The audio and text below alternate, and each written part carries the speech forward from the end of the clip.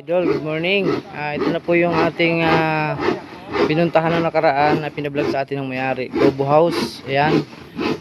Siya ay dati ginagawa pa lang, ngayon ay okay na siya. Ayan. Sabi ng may-ari, i-varnish na lang daw po at okay na siya. Varnish na lang po ang kulang. Ayan. Grabe, ang ganda. Kaya kung kayo po ay may papagawa din na ganitong Globo House, pwede po. Ayan. Po siya, oh. Napakaganda.